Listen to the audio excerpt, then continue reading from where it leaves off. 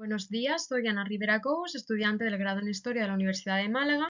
y este proyecto forma parte de mi trabajo fin de grado. Esta investigación se va a basar en el estudio de la propaganda gasista y eléctrica española en un contexto de crisis como es la Gran Guerra. Debemos tener en cuenta que los problemas gasistas no comenzaron en el mismo momento en el que lo hizo el conflicto bélico, sino que fue gestándose previamente debido a la inestabilidad internacional que imperaba en el periodo. En un primer momento, el uso del gas se fundamentaba como elemento de iluminación, de modo que el alumbrado público recaía sobre el monopolio gasista, pero el aumento de los costes del carbón y la dificultad para obtener esta materia prima hizo que dicho monopolio se fuese quebrando, dando paso a la electricidad. De este modo, la iluminación por electricidad se relaciona estrechamente con la modernización social, siendo un elemento esencial para cualquier ciudad en desarrollo, y el hecho de que la electricidad fuese ganando terreno en la iluminación hizo que las empresas gasistas tuvieran que crear nuevas estrategias para no llegar a hundirse.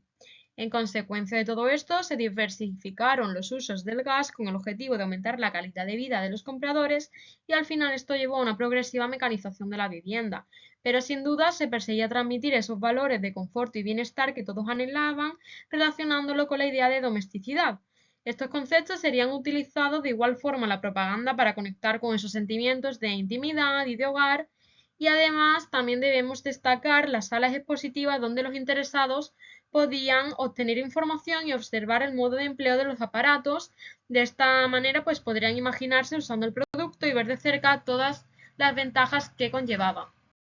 Entre los objetivos de este proyecto tenemos el análisis de la publicidad gasista y eléctrica entre 1914 y 1918 en el periodo de la Primera Guerra Mundial. Se utilizará para ello prensa histórica española usando como mayor fuente el periódico de La Vanguardia debido a la importancia barcelonesa en el sector energético.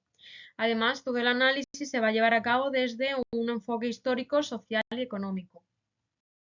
Durante la Gran Guerra, España se mantiene neutral en el conflicto, lo cual es muy relevante para entender el agravamiento de la crisis gasista en el país, ya que Gran Bretaña era el principal suministrador de la Europa Latina y beneficia a sus aliados y no tanto a los países neutrales, llegando a vetar la exportación a dichos países. El desabastecimiento de materias primas y la falta de mano de obra a causa de los hombres que habían marchado al frente al final provoca el encarecimiento desorbitado del carbón, y la falta de materia prima extranjera hace que se recurra a las minas nacionales, sobre todo las de Asturias, aunque ciertamente el carbón no era de tan buena calidad como el británico y la industria pues queda resentida de nuevo, produciéndose la progresiva españolización de dicha industria, pues anteriormente las gasistas más importantes eran las de capital foráneo.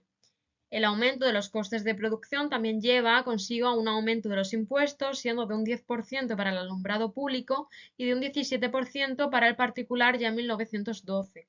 Ante esta situación, el gobierno intervino para intentar evitar el desabastecimiento y una de las medidas más destacables fue la supresión del alumbrado público a partir de las 11 de la noche si es que éste se había producido por carbón.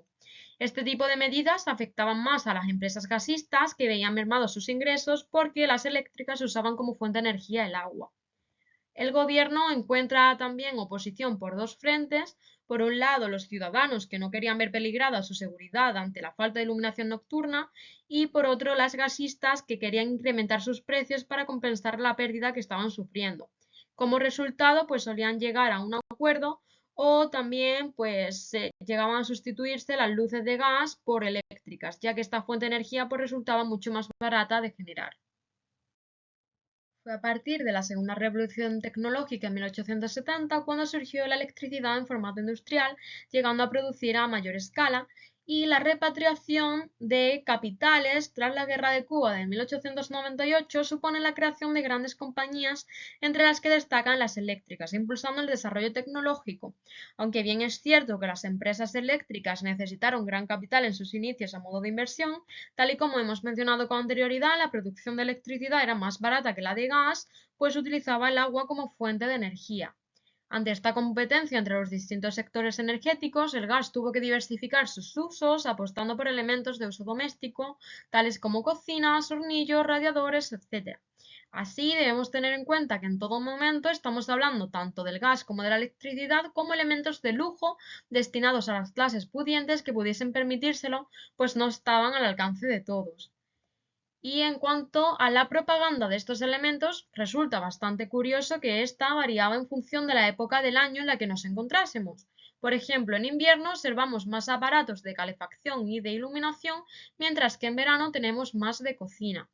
Esta publicidad además iba dirigida en gran parte al sector femenino, ya que serían las mujeres las encargadas de llevar la casa y las tareas domésticas. Sin embargo, también cabe destacar cómo en ciertas ocasiones la mujer se presenta como débil, como poco comprensiva acerca del modo de empleo del aparato, y el marido pues sería el encargado de tenérselo que explicar.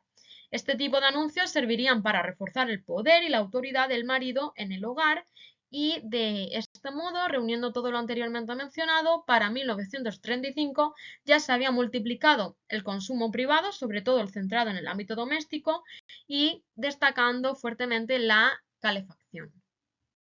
En esta diapositiva podemos ver tres anuncios de un mismo producto, pero enfocados de manera distinta. Los tres muestran un calientabaños que se encontraba en la última o penúltima página del periódico y cuentan además con un tamaño mediano bastante similar. Pero mientras que en el primero de ellos podemos ver una referencia clara al confort y la domesticidad con influencia del género femenino, en los dos siguientes el foco de atención recae en la lucha contra la enfermedad, de forma que en el último de ellos se añade el logotipo de la empresa a modo de elemento visual más llamativo.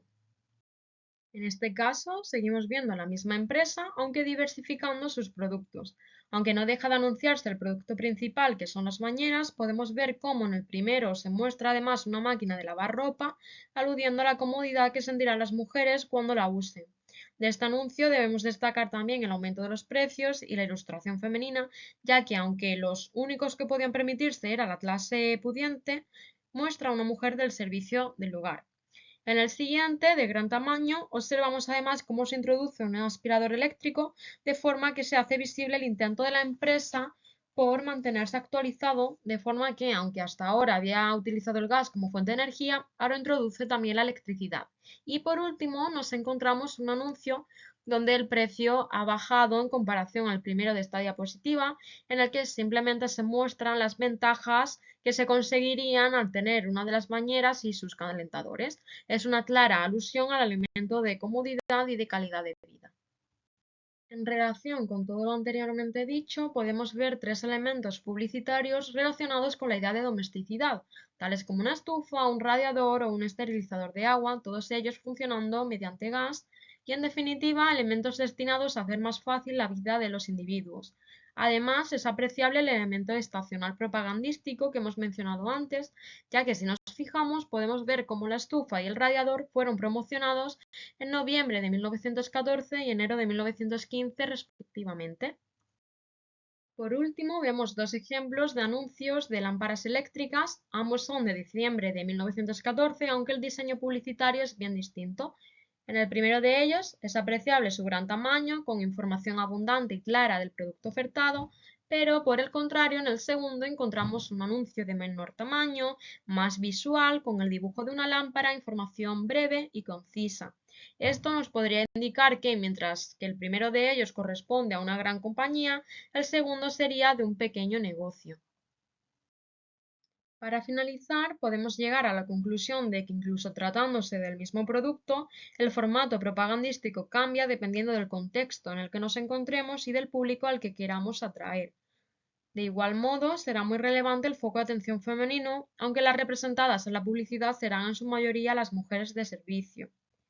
Hemos podido observar la importancia de la idea de confort y de hogar, apreciable en la mayoría de la publicidad analizada, lo que se une a su vez a la variedad propagandística, utilizando distintas estrategias para captar la atención de los individuos. Esto es todo por ahora y muchas gracias por su atención.